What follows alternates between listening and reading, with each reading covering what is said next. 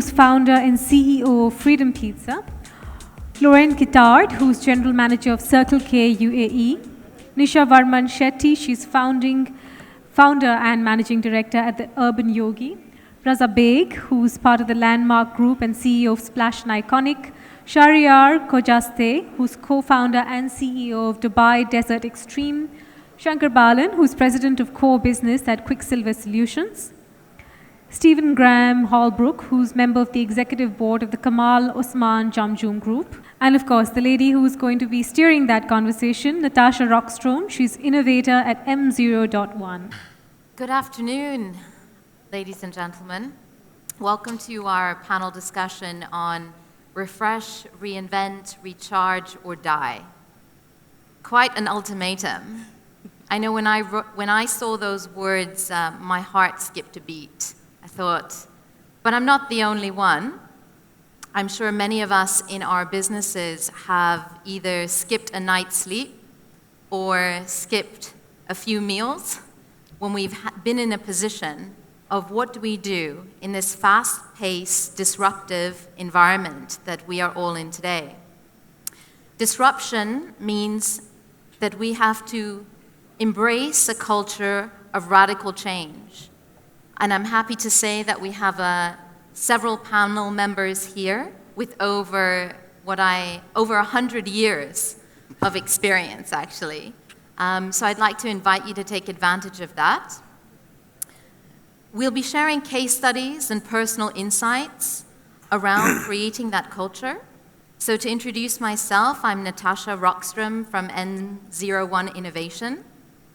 We've had the pleasure of helping retail customers redesign and transform their customer experience journeys and integrate digital ecosystems intelligently. We're here to explore together how can brands reinvent themselves to focus on immersive brand experiences, to become more channel agnostic. How do traditional retailers invest in this? How do they maintain strong customer bases while doing so and align with ever-changing and evolving consumer expectations? And all the while energizing our consumers, as we're going to be doing here with you today. So I'd like to introduce our panel members, and each of them have them share a little bit about their insights and what they bring to the table here. So we're joined here by Ashish Punjabi, there you are, COO of Jackie's Group of Companies.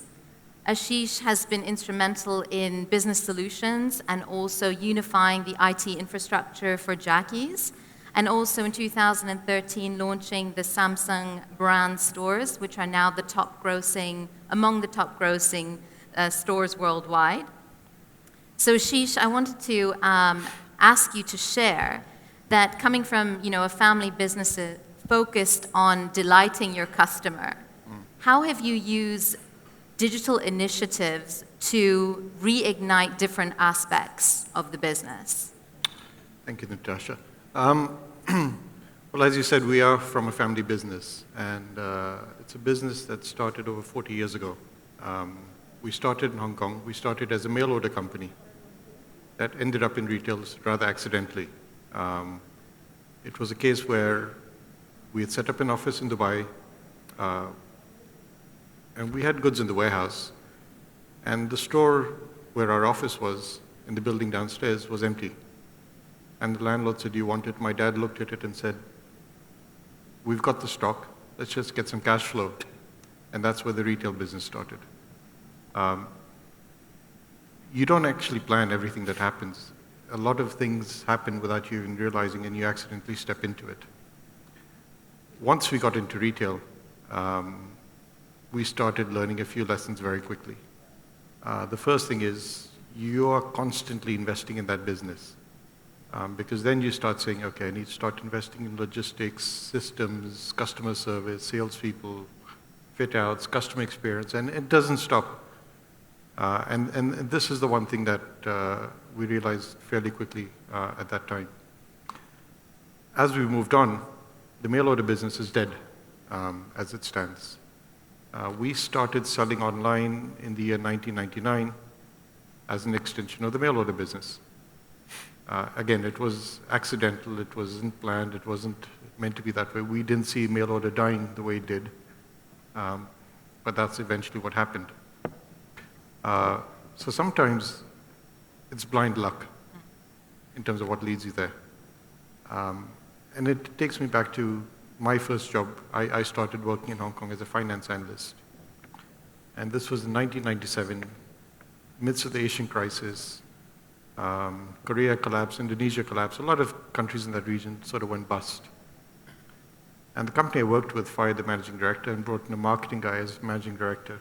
He knew nothing about finance, knew nothing about anything else, and I was just sitting there as a finance analyst. And he started doing things, and we started wondering, and sometimes we'd ask, why are you doing the things you're doing? And it was the service manager of the company who said, it's better to be blind sometimes and to go in there without those assumptions in your mind and just get things done.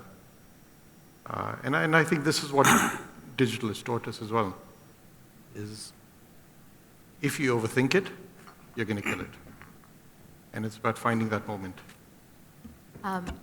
You know, what you're saying reminds me of Einstein. And he talks about how, you know, the thinking that you already have is actually a limit to innovating a solution for the future.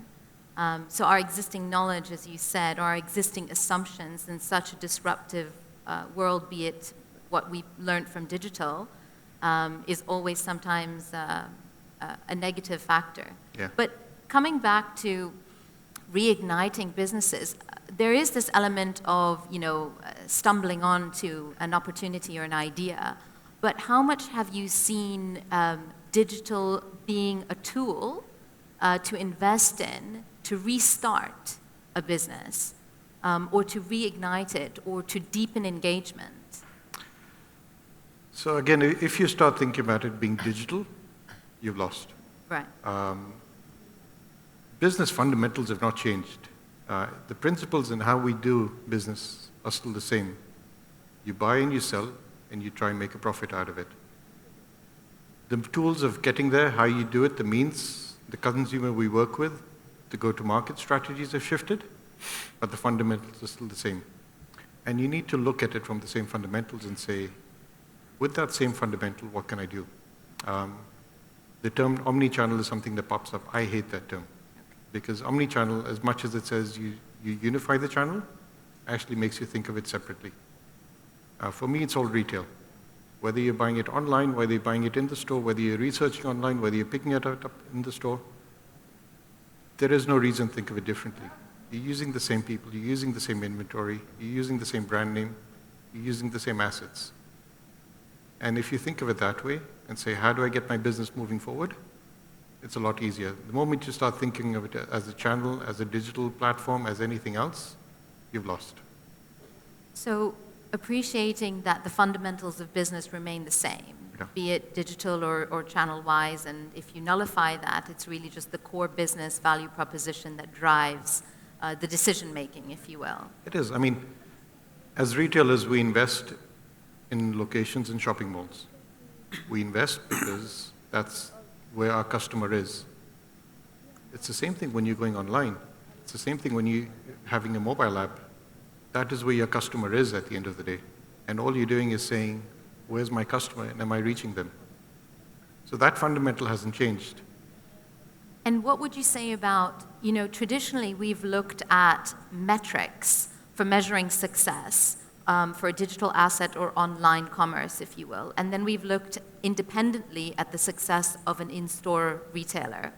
But today we're talking about the pathway to purchase and what does the digital experience or the online experience contribute to that end buy function that happens in store. So rather than, you know, isolating and looking at metrics of success, how is that integrated now, and how does the value of the experience before the purchase actually happening contribute to the thinking of a retailer? So I think, yeah, the one benefit is we've got a lot more data with us these days. And I think as we've moved on generation to generation, businesses have become a lot more competitive, they've become a lot more global, and the access to that information has become a lot more readily available. What you do with that information, how you use it, how you mine it, has always been what's taken the business forward. There's always been some element of research that you've done, whether it's putting your finger up and seeing which direction the wind's blowing in, to actually getting into big data analytics or anything of that type, or employing machine learning tools. That's going to continue to be there, and we're going to continue to see a lot more of that as we move on. If we talk about the pre-shopping experience, post-shopping experience, you have to talk about, is it all going to be human experience? I've seen demos where people have had an Amazon Echo and said, Alexa, buy me toothpaste. And Alexa buys you toothpaste and ships it to you. So you are moving into that sort of field. We've seen Emirates NBD open a new branch in Emirates Towers where there's a robot over there. And the robot issues you the queue ticket that you get when you walk into the branch. They were talking about interactive teller machines, which was an ATM machine with a person in it. So they weren't sitting in a branch, they were sitting in a call center somewhere, but they were talking to you as if they were at the branch. So that experience is going to change. That drives out a lot more efficiencies as well as a business. Things are getting a lot more competitive, and then we're looking at how do we do that? We need to have the right assets in the right place. These sort of tools sort of help us to do that. Thank you. Thank you for sharing that insight. 90% of retail purchases still happen in store, if you look at the complete market. But we're seeing more trend, as you say, to the human component around the experience of the customer online, and how does that part of the journey, how do we invest in that part of the journey? And talking about the human component, I want to invite Ian here, the founder and CEO of Freedom Pizza, a seasoned entrepreneur who has launched NKD Pizza that was relaunched and rebranded as Freedom, to share a little bit.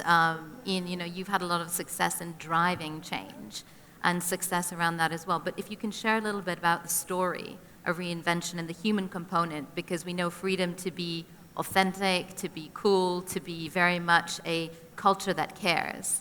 So I think what's interesting is when we rebranded, I remember the discussion and the thought process was everyone was saying, well, everybody really likes the other brand, and I guess I was quietly confident during that process because I believe the brand is how you deal with customers on a daily basis. So the colors and all that's important, but ultimately what matters is what the brand is what your customers say about you, and that's based on how you treat them every day, and whether that's your employees, your customers, your suppliers. So I was quietly confident that we would just have to reestablish that trust. So people cling to the idea of the brand, and I think most people think of a brand as colors, as fonts, and logos. But I think really what a brand is how you express yourself and how you deal with your customers. And I was confident that was not only not going to change, but it was going to be better because we'd have more freedom and more autonomy. And no pun intended. But so for us, it was really about, and our real focus was just keep connected to the customers, keep talking to them, and some of them were very upset because they really became attached to the brand. And so what we had to do was convince them that we're the same. Okay, it's different colors, different, and you may or may not like the new colors. That's a personal opinion.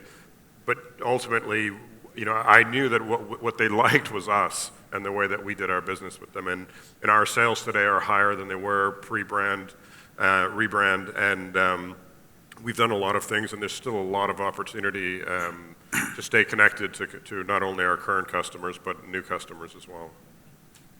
So that's interesting. You've had success in connecting the customer to the story behind the brand, and even through rebranding to create an even deeper and stronger connection and convert that.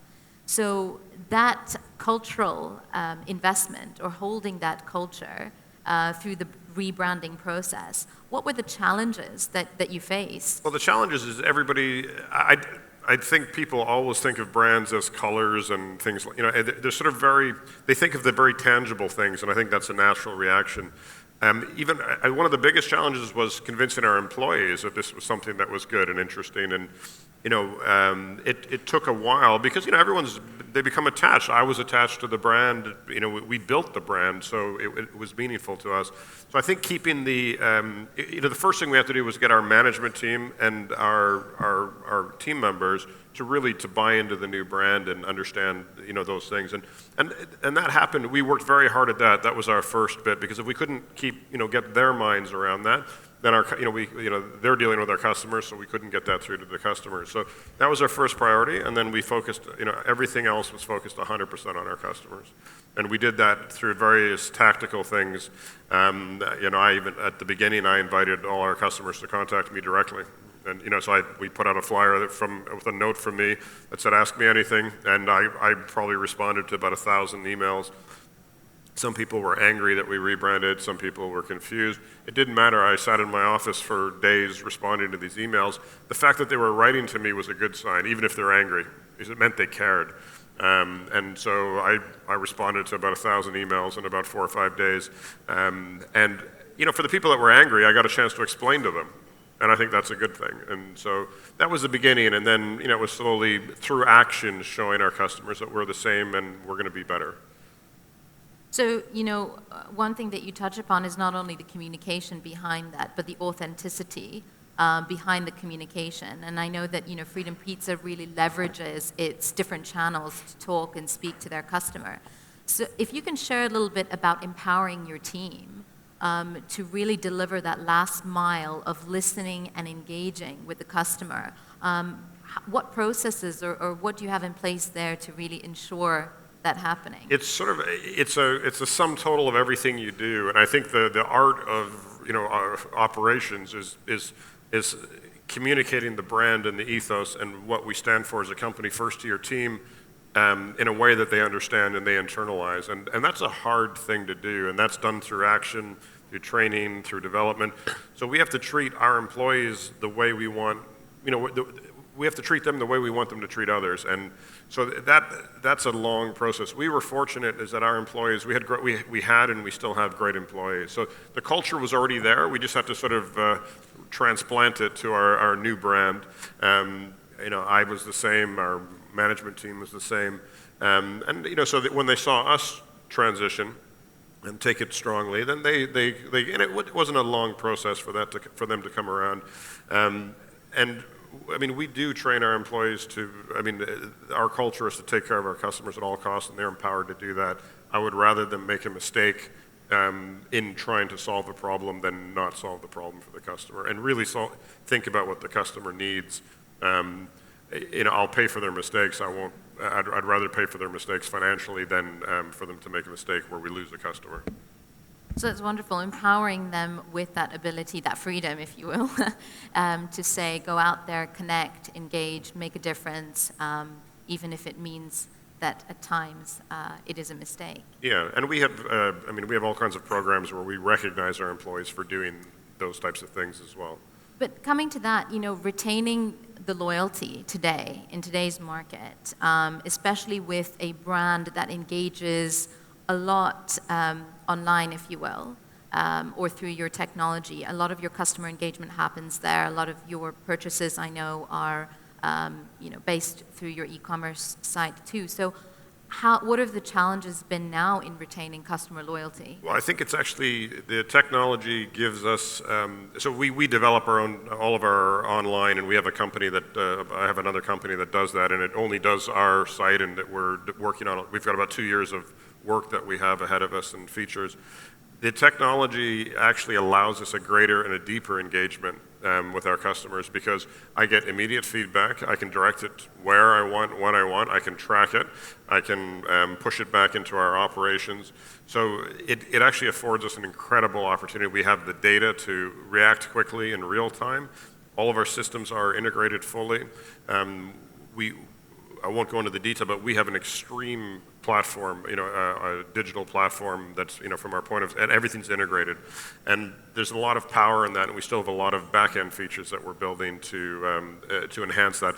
But we have a more direct connection because we get that feedback in the right place at the right time.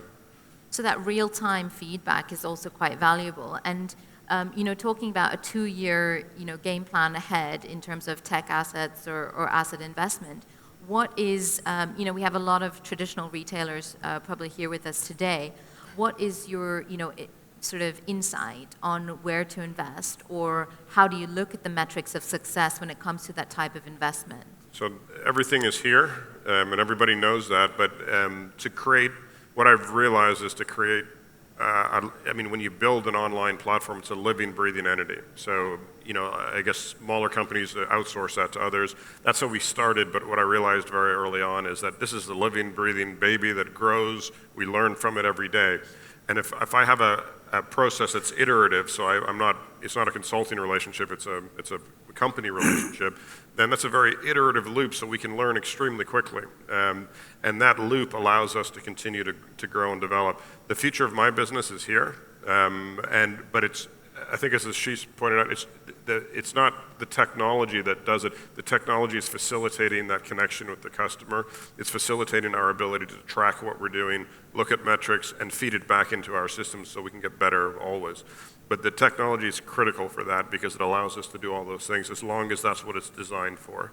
And I think, what you're sharing, Ian, I think, and many people, what we're looking at technologies today is the data intelligence and how that informs us to invest more intelligently to provide more personalized experiences, which at the end of the day is, as you said, it's the core customer experience that has really delivered the difference in you being able to rebrand and have success with freedom. So I'd like to invite Laurent here into the conversation. Laurent is the general manager of Circle K UAE, a US franchise that is now in the convenience food retail here in the UAE with 32 stores. Correct. And also, Laurent has 16 years of experience. But Laurent, we were talking earlier about this personalized customer experience and how important that was in the convenience food retail in terms of capturing customer loyalty. So if you could share a little bit about what Circle K is up to here in the UAE and how that factors in. Right. Sorry. When we are talking about food retail and mainly convenience, we are talking about satisfaction with the customer. Means our customer used to visit our shop 2-3 times a day as we are convenience business. So we need all the time to maintain full satisfaction to the customer. We are not a destination like can be big hypermarket or supermarket. We are a convenience store. So we need to be able to welcome the customer and at any times to give him a perfect experience shopping. It is the best way to retain the customer, to face all the competitors in the market, and to be able to bridge with the customer. So, having said that, how has data, or how do you as a food retail access more personalized data to be able to deliver that differentiated experience to your customer? All right. We need to be able to listen to the customer, whatever customer will say and whatever the customer will not say. So we need to stay in the store, understand the behavior of the customer, to catch all kind of signals that he will be able to send it to us. Whenever we analyze the slow moving, the fast moving, we will be able to understand and to build a proper range for the customer, proper assortment. Since we are a convenience shop, we are dealing in a small box of retail. We don't have a huge space as a supermarket or hypermarket. So we need to be able to have the proper range, whatever it is moving and only fast moving. So we need all the times to analyze the sell out, to take some decision of listing new item or removing some slow-moving item. So we have to optimize the space, to optimize our assortment, and to be able to match with our customer audience. Since we are having 32 stores in UAE, some of them will be located in academic city, some of them will be in business place, some of them in a residential place. So our challenge will be to customize our store. We cannot keep the same range in the 32 stores. So we need to customize the range, to customize the merchandising, to work on the pricing. So we are talking about a big retail chain, but we are working as a different business unit, since each store has its own customer audience. So that importance of, as you said, deep listening or deep insights and the fast pace when it comes to food retail and having that customized experience in each outlet. You were sharing earlier about the restructuring here in the market when it comes to food retail, and now with the competitive integration into more franchise models as opposed to the individual local shops that have been around here. What is the importance of format for you? And how quickly can you respond? How quickly can you keep a pulse on the market to be able to ensure that your turnaround period to meet that customer or retain the customer is there? Right. When we are talking about retail concept, we have to know that it is short life shelf time. We cannot keep the same concept for a couple of years. And we need to be able to understand what is a maturity cycle of our business. Whenever we will reach the maturity cycle, we need at this time to sit and to rework on the strategy. What will be the next trend? What will be the next target for the customer? What our competitor will decide to do. And at the same time, so when we're talking about the total food business in UAE, we're talking about 70% is done by the hypermarket and supermarket, 30% are done by the small business size. So I believe a lot in the potential and opportunity in food business. Since customers have two kinds of target in shopping. They will go for food shopping destination. We're talking mainly about weekly and monthly shopping. This deal will be done through hypermarket. And after, we are talking about convenience. Whenever customer needs something on the spot, we will be here to be able to satisfy him 24/7 through some home delivery. So in the same time, we understand that in small business, we have a part of franchise business and a part of standalone store. With the new rule and regulation, which will happen in 2018, this it will give a lot of opportunity. The main target of the decision maker will be to give a proper shopping satisfaction to the customer. Customer anywhere in Dubai, in UAE, will be able to find proper quality, freshness, and proper well-trained staff to be able to enhance the shopping experience. So that change in the regulation has provided an opportunity now of this type of franchise opportunity. But where do you see the competition when it comes to the lower barriers now with technology or a shifting of grocery shopping online?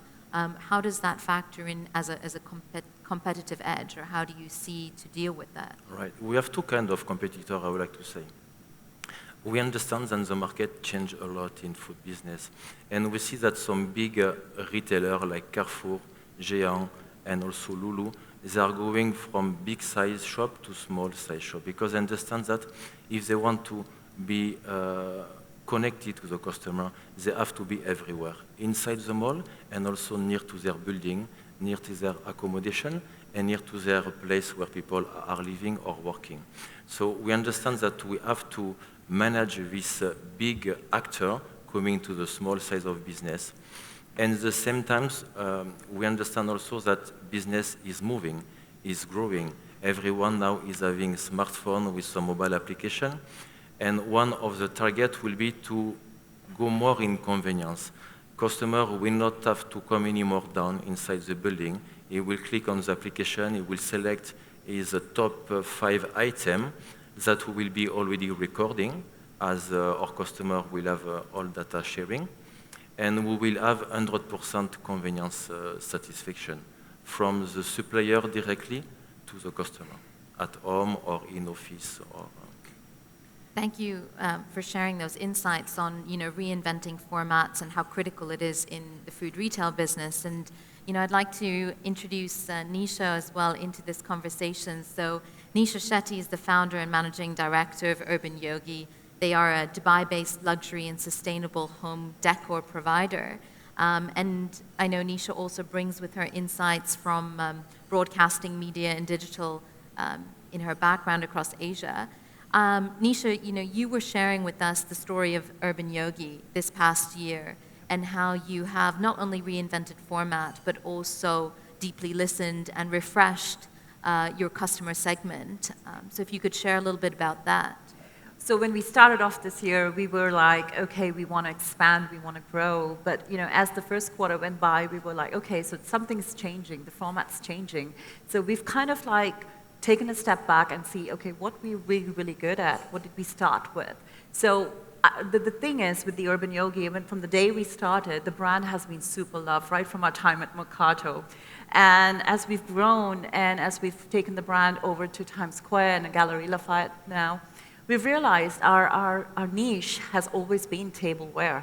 And our customers who come to us, know us for our tableware range. And I think what we've done is we've kind of like really reflected on our core strengths and looked at the market, and we've worked with a lot of grassroots level, like working with Arte and the artisans of the UAE, and looked at where Dubai is standing and how does Dubai want to grow. And it's all about growing for the 2020, the retail, the hospitality business. So we've kind of taken the learnings from Dubai as a city and kind of pushed that into our business model. And for us, it has been reaching out to chefs, reaching out to organic restaurants and seeing what we can do in actually creating a whole bespoke tableware range. And that's where I think we hit the sweet spot, because we've kind of like come up with a whole product lineup where we can actually cater to pretty much every celebrity chef in Dubai and create a whole range of tableware which they cannot be duplicated. Everything is handcrafted, everything is made to order, and we stay true to our principles of sustainability. So I think we've kind of taken our core values and we've changed the game to a more B2B side of things. So, you've had that success in maintaining your core value proposition as a sustainable brand, and then transferring that through deep understanding of the demand or your customer base.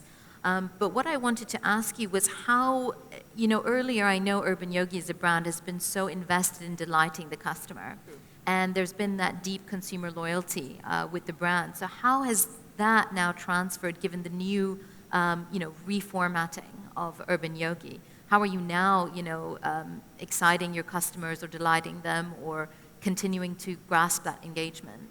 Well, we're still very much into the whole customer delight, experience.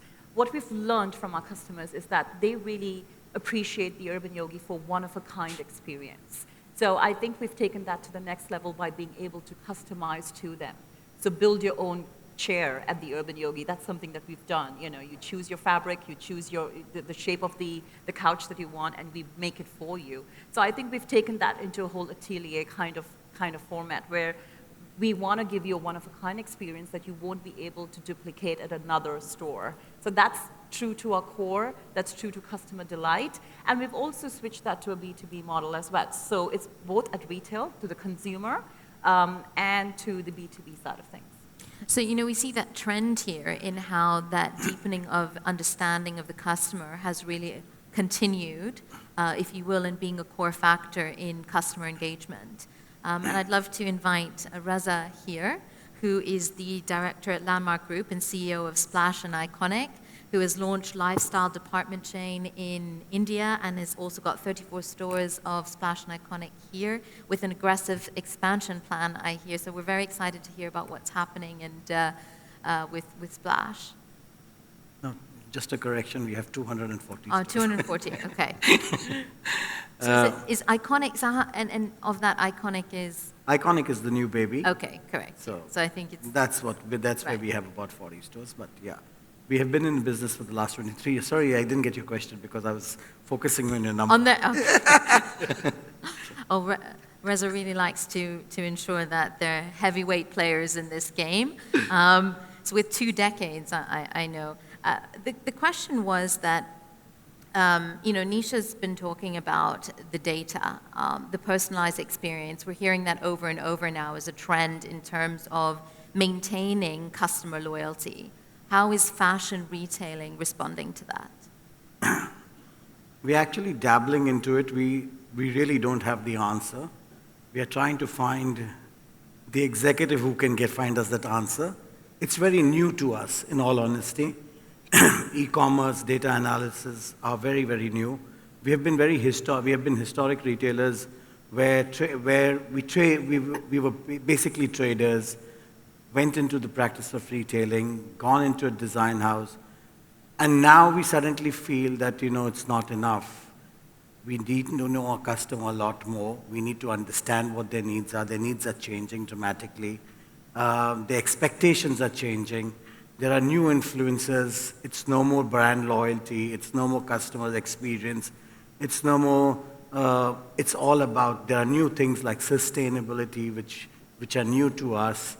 It's about, an experience, a virtual experience, which is going to tell you how your shopping experience is going to be, a virtual experience which is going to tell you how you're going to look in time to come. So these are very new things to us.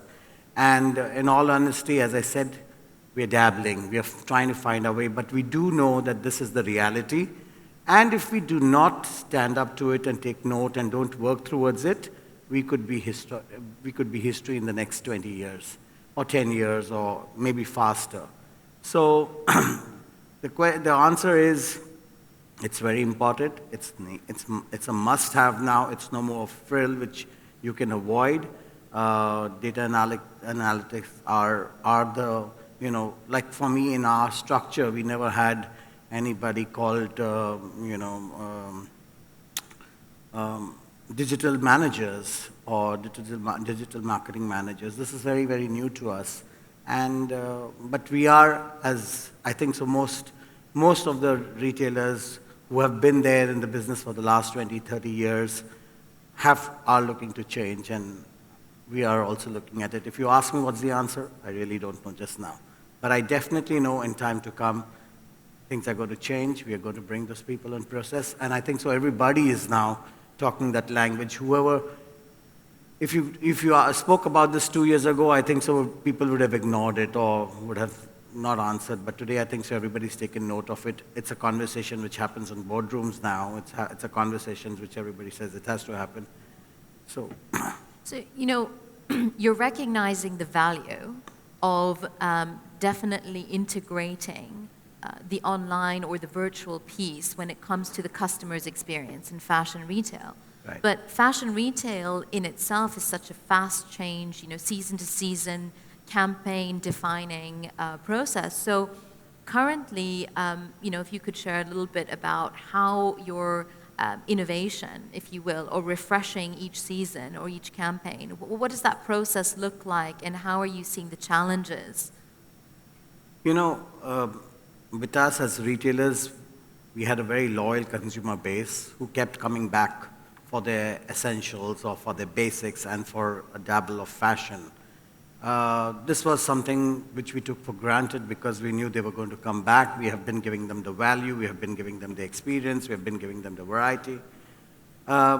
It's changing now because I think so the expectations, as I said, are changing.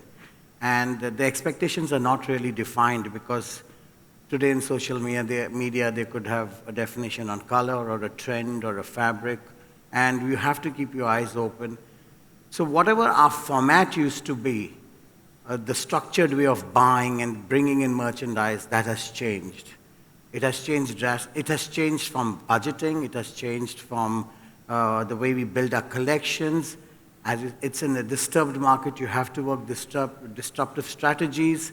So we are today as a business starting to see what else can we give our consumer, what new can we do, what can we build. So give an example, the industry is changing, about maybe 10 years ago, a defined shape or an accessory on a garment would be, you would expect it in a bridge brand retailer, or you'd expect it in a couture designer or a high-end designer.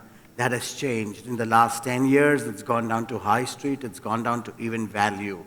So fashion is no more defined by an individual or by an authority. It becomes everyone's property just now. Therefore, how do we bring the customer into the store in a new environment? So we as a structure, when we looked at it, we know that we have certain staples and essentials which our customers keep coming back years and years. but what are we going to? So we actually did a few disruptive buying strategies, certain price points which we have never worked on, certain apparel which we have never, like, we recently launched a label called Black, which you can see every retailer has done that. They have put a premium line. We did the same because we felt we are high street. There is a customer in the Bridge brand. Let's put in a process where my consumer who goes to buy a product which is for the evening or for a cocktail party, let's put a collection, a small tight collection, so that within my environment they are able to get that at those values and prices and qualities which they expect. And it worked really well. There was a design competition which I opened for my designers 6 times in a year, which they are supposed to come out of their shell, not work in their category of design, but we let them explore, we give them a theme or story to work on, and that collection is celebrated on the shop floor. And these 2-3 different strategies, of course, there are a lot more other strategies. If I talk, my competition would know. So, but these are the things which we have put out on the floor, where people can now, and these are new consumers we have started to notice, and that's getting a lot of influencers talking about it, and there's some great PR stories which come out of these things. And in this kind of environment where visibility is very, very important, you might need to think out of the box, think differently, do different things, otherwise you do not have the consumer's attention. So, the predictability of the customer's expectations and having that in the fashion retail is challenging. And you talked earlier about, having a beginner's mind in today's market to prepare for the next trend. So what's the greatest learning, if you will, from the last year when it comes to preparing for the future? What would you say is the greatest learning in the industry now to be prepared? See, as I said, we knew that the digital age is there, and it's there to stay, and it's going to get bigger. I think so. My biggest change, which has happened in my room, is I'm not techno savvy. I don't enjoy technology. I enjoy, the hard way of working, a process where you still sketch and you get your designs. But that's changed. It's changed dramatically over the last 15 years. And I avoided it. And I said, okay, you go and hire 2 designers, 5 designers, and before you know, you have 50 designers doing the job which you used to do alone. And you made it right. In the last year, I think so, the one thing which I did personally was starting to get involved in technology and saying, I'm sorry, I can't anymore survive, otherwise I have to walk out of this business. I need to get back into technology. I need to understand how this works. So I put in a lot of my personal time into that. That's one thing which I did on a personal change. Of course, redefining departments within the structure of creating digital experience structures or digital manager structures, or that's been something new introduced into our business. We had to do it, we have to do it, because in the long term, these are the people who are going to actually create or keep the influencers and customers involved and excited. So that's the big change we have done over there. Of course, over the last few years, personally, I have, as I made myself redundant from the day-to-day activities over the last 7-10 years, my core team became very, very important and created the future thinkers, and they have created. So I think so these are the people and the digital are the 2 things which I have very consciously worked on in the last few years. So thanks for sharing that, embracing technology and investing in the right people that are going to be able to allow you to be on trend, Sure. In time to come. And, with that, I'd like to, invite Shahrir into this conversation, founder and CEO of Dubai Desert Extreme. That's me. Oh, sorry. You were sharing the story coming from a family of entrepreneurs, having launched with 20 square meters of retail space, and now exclusively representing 50 international brands. as well as, I believe, 11 stores. Do I have it right? Yep, pretty much. Pretty much, 60 brands and counting, but yeah. And with success of unique home concepts as well. So, you know, again, being in retail, in clothing retail, sharing maybe the stories from the past year around your challenges. I'd like to first start off by saying that we don't consider ourselves as retailers. We consider ourselves as a sports lifestyle company. And the reason for that is we don't do just retail, we're a big wholesaler as well. In fact, I would say 50% of our business, if not more, comes from our wholesale business by value, and 50% comes from the retail. We started 15 years ago from a 20 square meter store as the pioneers in the skateboarding business. We brought skateboarding to the Middle East. We grew up in Australia, coming from an entrepreneurial family, and in Australia, sport was part of everyday life. But when we moved here 20 years ago, and 5 years into it, obviously, because we started 15 years ago, we saw that the youth here didn't have much to do. There wasn't anything to do in Dubai 15 years ago for the youth. And we decided to go into this business. My mother, I have to give her the credit, found us the store, 20 square meter store in Beach Center on Jumeirah Beach Road, and we went into it. A lot has obviously changed, you know, to make it a long story short. As a sports lifestyle company, we have reinvented ourselves, I don't know how many times, but many times over the last 15 years. For many reasons. One, the consumer changes. At the beginning, we were dealing very much with a younger demographic, and they grow up and times change, and therefore we have to change. We started from skateboarding, I would say, and then 5 years later, we went into cycling. Today, we are the largest distributor of bicycle products in the region. And that was a reinvention for us. That was change for us, because we realized skateboarding wasn't going to pay the bills by itself. And skateboarding went to action sports, skate, surf, snow, BMX. From action sports, we went into the lifestyle business. Everything I'm wearing today is our products. And then obviously into cycling, and now we're also going into sportswear. So we've changed a lot over the last 15 years. If I go back to your question, and you said what's happened over the last 1 year, the last 1 year, I think for a lot of people has been a challenging time. For not only the region, but the entire world. I travel the world, and everyone talks about the challenges that they're facing. But for us, I think the important thing was that, very much like Raza, we didn't really, even though we were targeting this young demographic, we were very early adopters on social media, Facebook, very, very beginning. But we didn't, or at least I didn't.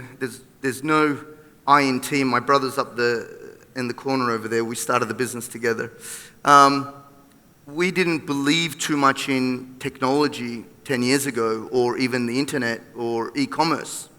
So I think what we've decided to do over the last 12 months is put some energy behind, quite a lot of energy behind, in the transformation of our business from brick and mortar to e-commerce. But having said that, one also needs to understand the complexity of our business. Because we are also a very big wholesaler, we are working with some of the biggest retail groups in the region. We've got the guys here from Go Sport, Almana in the crowd, my fans. Thank you for your business. You know, we work with them, so it's not only what we do at our own point of retail, it's how we deliver that story at the point of retail of our customers. So it's really a holistic approach. And we've also been always about the development of of the sports themselves. Skateboarding didn't exist here.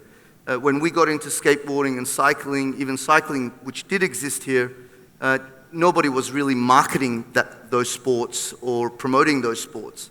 And even though some of the retailers had bicycle sections, no one was really doing it very well. And we really partnered with our customers to develop that even better and create that full customer experience for people and for our customers, our businesses. You know, hearing what you're sharing, it sounds you've been early adopters, you've had a lot of courage, as opposed to doing, simple facelifts to really deep dive into, quite different changes. So, looking at how do you make those decisions as to where do you invest? Where's the right, when change is at your doorstep, what's the right decision to take? How do you incorporate your customers into that change-making process? How are you listening to them? You talked a lot about your customer base changing quite rapidly as well. So when it comes to the courage or the discernment, when change is at the doorstep, what is the advice that you have? I am the CEO, but I also call myself the CFO. The Chief Facebook Officer, right? So my point is we spend a lot of time on social media, and I think social media and big data, and these are the big words right now, which we're just going into, but social media especially is a great tool to see what your customers are thinking, but also what your competitors' customers are thinking. The reason I call myself the CFO is because I spent quite a lot of time on social media, but people think I'm playing. I'm not really playing. It's really analysis of what's going on out there, and we make decisions based on what we see there. But of course, if we're talking about big decisions of investing into e-commerce, I know Landmark went into it a couple of years ago. We have a very good customer of ours, Namshi.com, that's doing it quite successfully. Their business is purely online. To invest in e-commerce is quite a big investment. A lot of people don't know that, and you've got to do the volumes to justify that. I heard in previous presentations today that retail might be dead, brick and mortar is dead. I totally disagree, because I think we create great experiences for customers, and they want to come back. One example is also Go Sport's new store in Mall of Emirates. I mean, you really want to go back to that store because they've brought in technology, they've brought in so many different elements. Of course, our brands and products are there, which is a plus, but it's an experience. You can't get those experiences, in my opinion, online.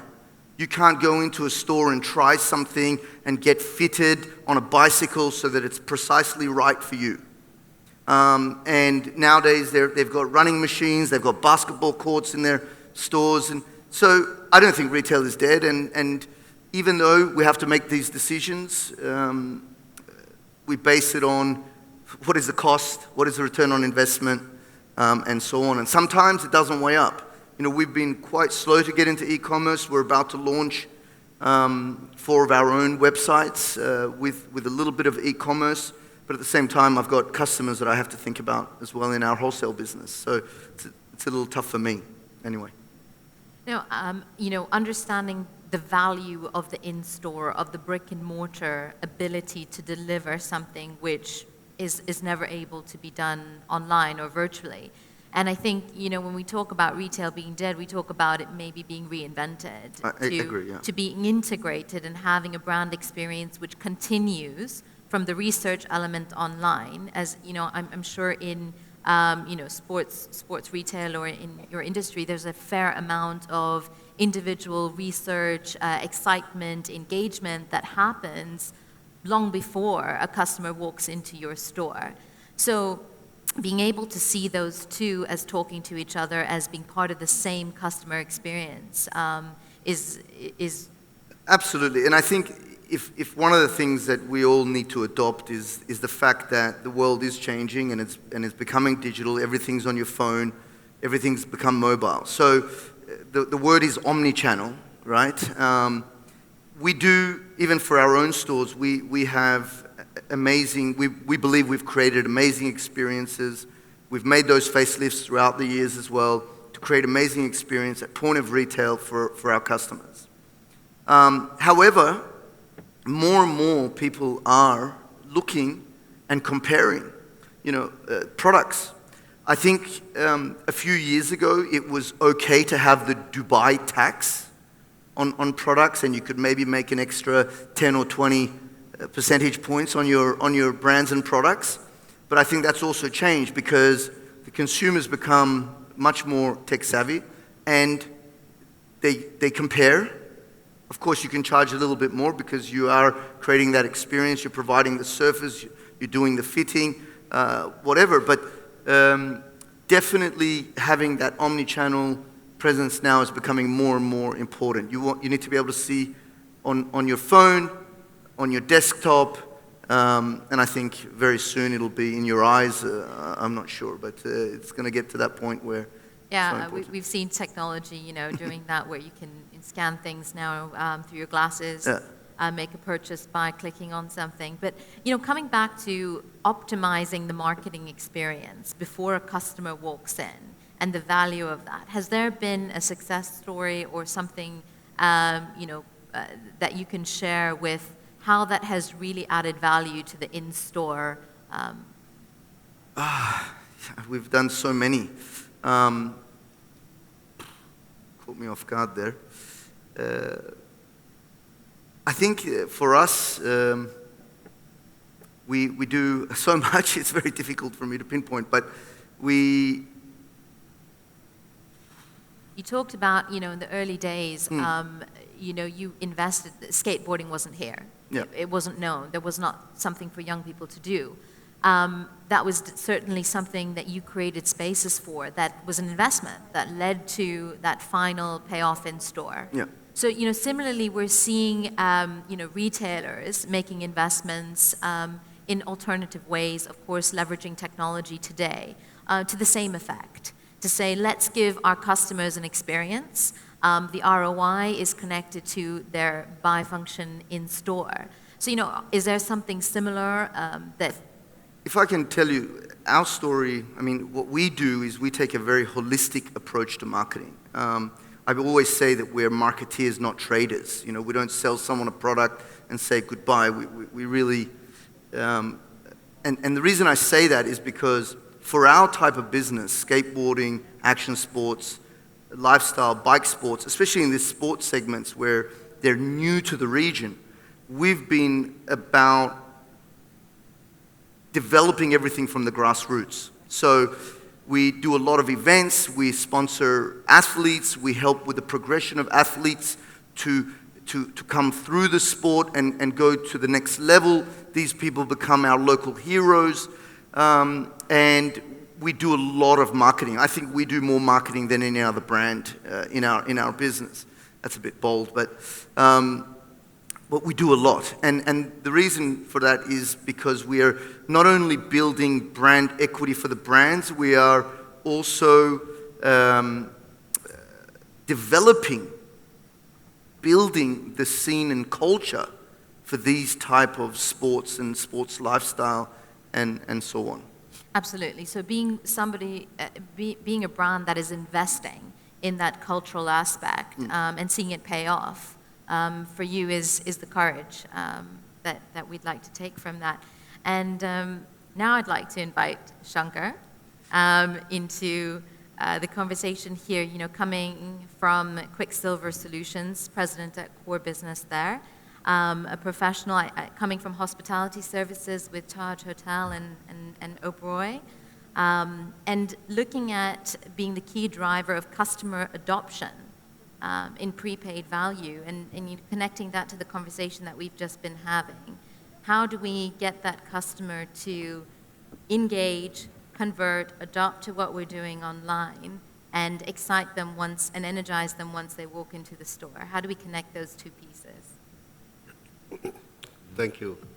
The whole thing here is, when you look at a customer today, you get a holistic view of the consumer. There's so many technology forums, there are so many retail forums, there's so much knowledge that's being shared today. And when you look at it in the real world, you're sitting and, ascribing what you learn here in the real world, you go back, like Jackie said, it's fundamental common sense. The consumer needs to feel engaged by the brand. It doesn't matter what brand it is, because consumers are inherently brand promiscuous. They are inherently disloyal. So what's been happening, at least what we've been observing in the last few years in our geography, South Asia, and probably to some extent the Middle East, is that brands have actually extended themselves beyond their brief to hold on to their consumers. Now, whether it is by innovative loyalty programs or innovative experiential programs or something as mundane as prepaid, which is what I represent as a company, prepaid and gift cards.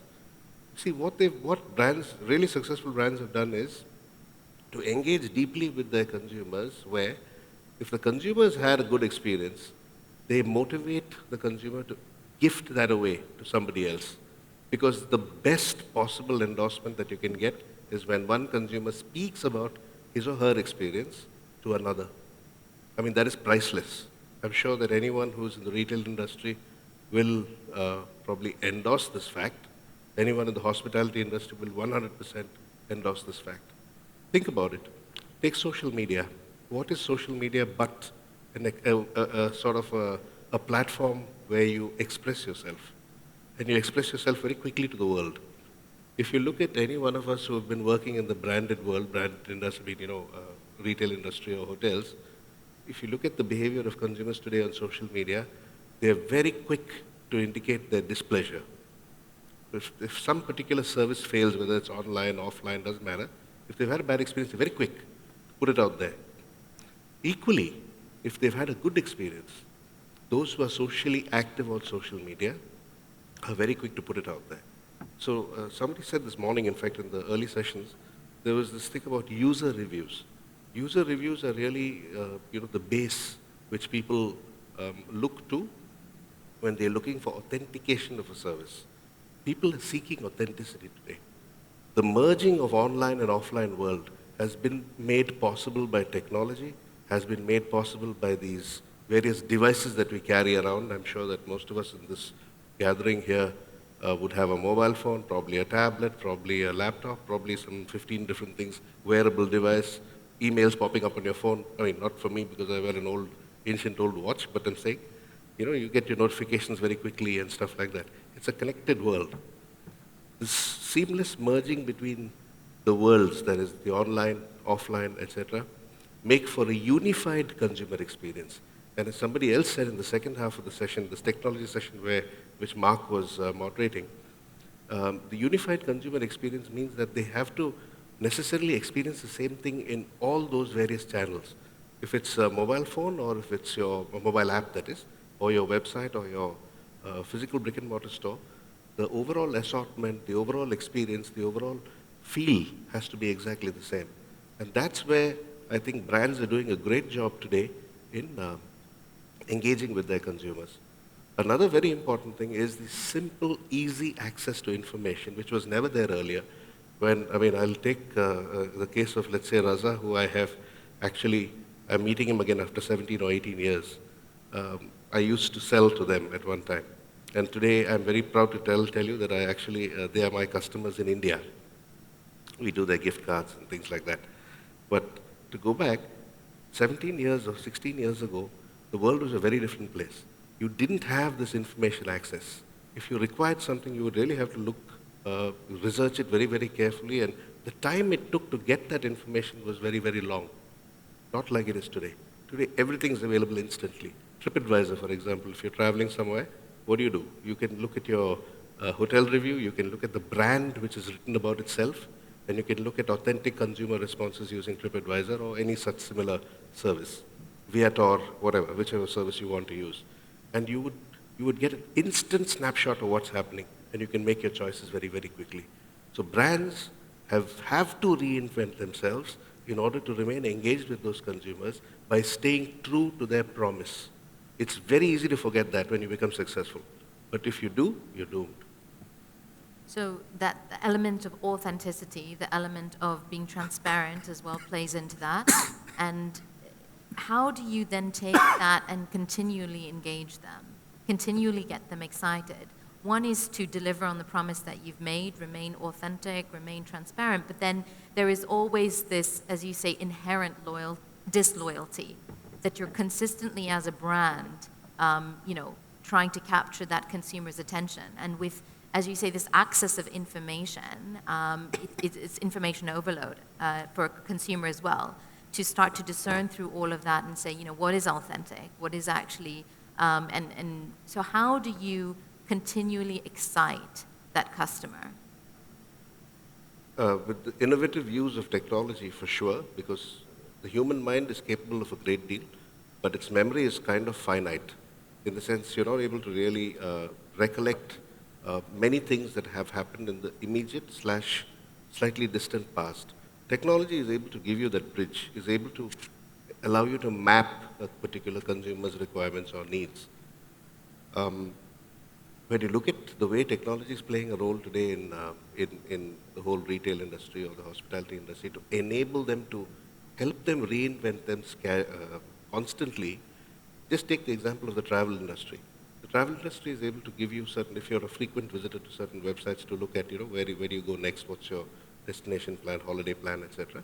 They give you some excellent predictive analytics where they will actually suggest to you that here's a destination that you may be actually interested in. They target you with relevant communication. Now, there's a flip side to this. These are small things that brands do or using technology to remain engaged with the consumer and to motivate the consumer to behave in particular ways. But there is a flip side, as again in the previous session there was a very interesting byline conversation or sideline conversation which talks about privacy. Now, we all talk about privacy. We don't want to give our data. I mean, when you're a brand owner, you never want to give it away to anyone. You say, hey, I can't do this cloud service SaaS model because, the information is out there for everybody to see. But the fact is, like Mark said, when you download an app, you don't even read the terms and conditions. You just click, right? So, I mean, the whole point here being, consumers are willing to share the information as long as they feel that they're getting something back which they want. But the trick is for the brand to be able to communicate that they are getting what they want. Don't sell what you have, sell what the consumer wants. Vic said that. It's a very old IBM saying. It's a 1980s campaign from IBM which said, don't sell what you have, sell what the consumer wants. I think that's the fundamental base to all this is honesty. Your brand has to remain true. It has to remain true to its core values. It has to live those core values. I really like what Freedom Pizza does. I mean, you live your core values.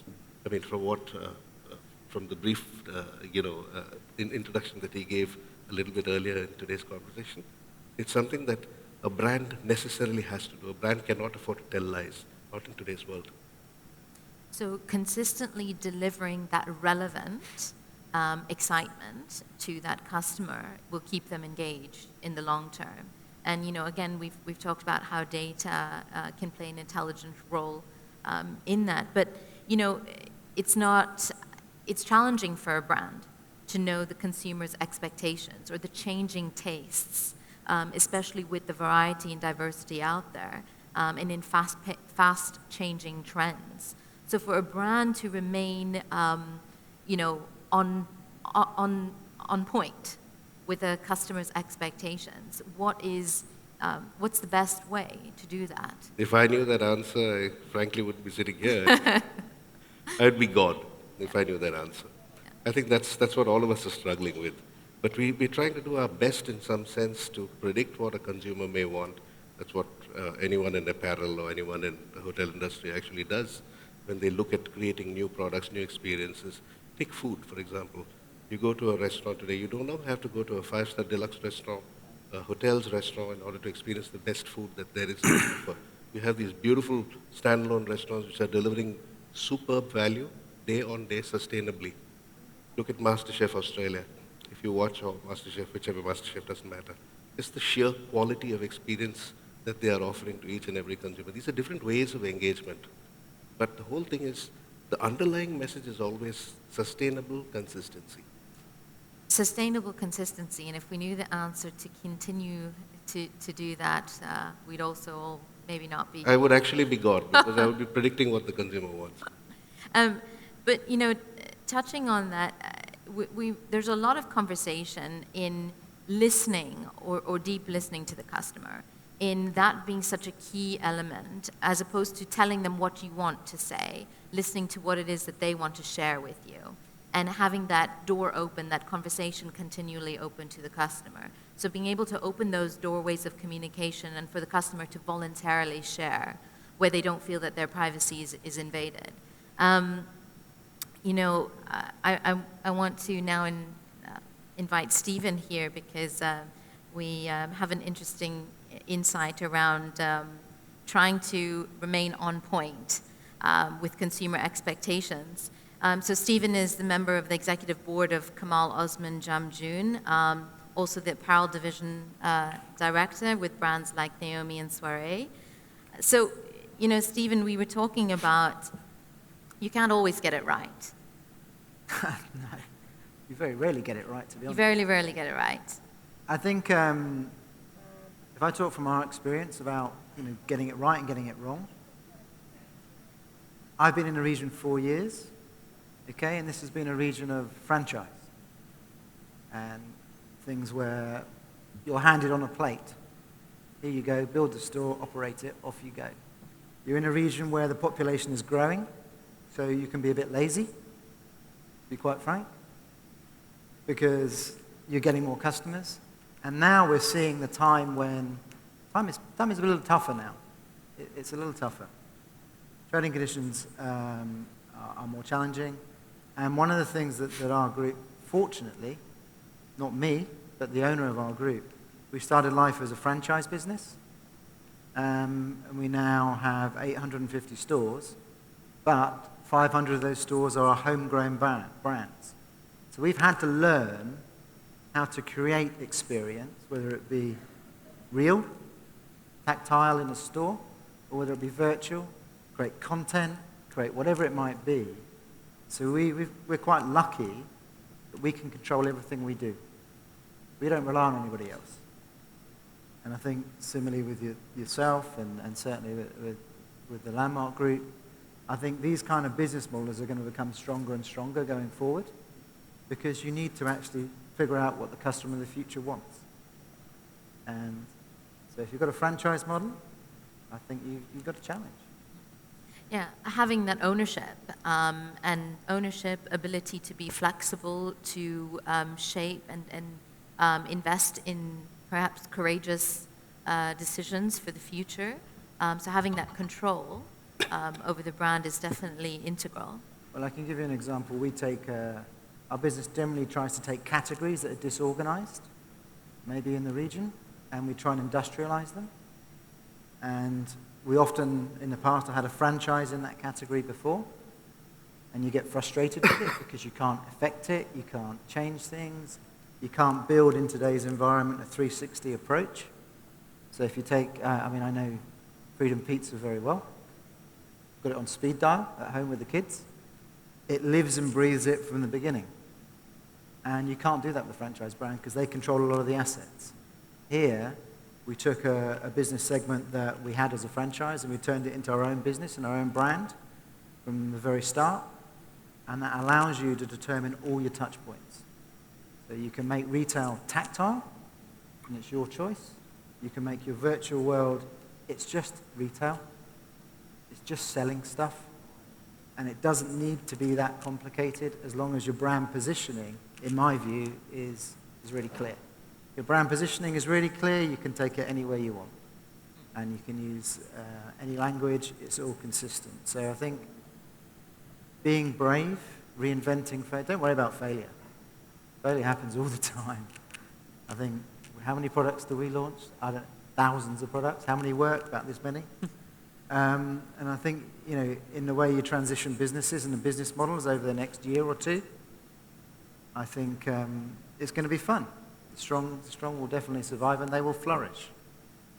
So when you talk about the ability to face failure, the ability to learn from perhaps a failure and have those learnings transfer into a strength to reinvent yourself, how important is it to understand the root cause of a failure, or how can you get the best learnings from something that didn't work? I think the best example I can give you at the moment in the region is, up until quite recently, a lot of ideas, retail concepts, store design, it can be quite autocratic in the region. Somebody, this is what we're going to do, we're going to go this way. There isn't so much of actually asking the customer what they want, even listening to the customer. And I think one of the things that we've learned is understanding the customer of the future will help you build a business for now. Okay? If you don't and you do what you've always done, this looks lovely, this is right, it's never joined up. And so I think what people are starting, and I hope people in the region are starting to come to terms with, is you really actually do have to understand your customer. And if you understand your customer, you can build a platform, a brand positioning, and you can take that forward in whatever channel you really want to be in. As opposed to previously, I'll open it and people will come. So, I know Nisha shared this as well, is about that ability to deeply listen to the customer, to offer them personalized, customized, experiences, or, if you will, conversation, to really do things made to market, made to order. But, redesigning isn't always the cheapest option. So how do you kind of balance always listening to the customer, which can be ever-changing, but also understanding, as you said, where the brand needs to go, or the vision of where the brand is going? Well, I think you need a facility to listen. Data is very important. Data often costs you. So a customer's not going to give you their data if they don't get anything back. So you've got to understand that there's a two-way relationship to actually getting information, and it will cost you. And I think you will need a different skill set in your business, which I think we're all finding from a traditional. We need different skill sets because you can do a usage and attitude survey, you can do a focus group, you can do. These days, everybody lives on their phone. Everybody lives online. It's actually not that difficult to find out what customers are talking about or what's trending.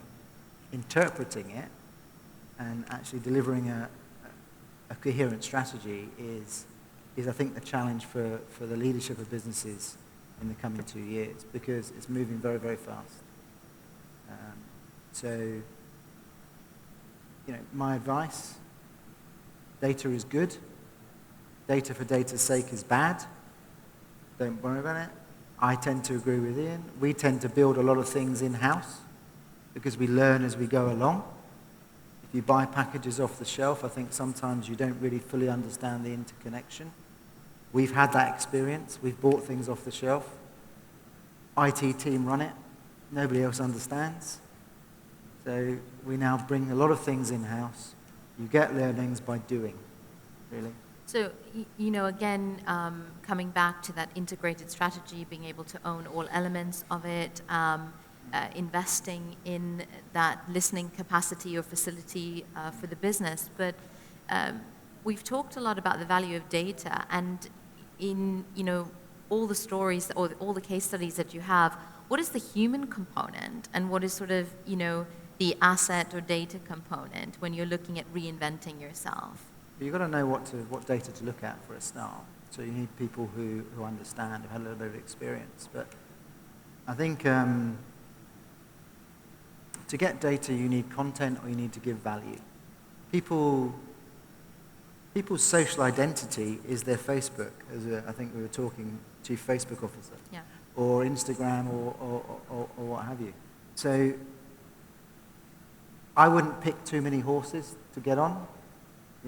Snapchat, Facebook, everything, you name it, your own database. We have 2 million telephone numbers in our database. Do we use them effectively yet? No, because people are going. My view is people are going a little bit blanket strategy, spaghetti as a wall. My advice in the region is developing. You can afford to pick a horse or two. You don't need to pick every one. And hopefully you've picked the right one and you explore it properly rather than spread yourself too thin and do too many things.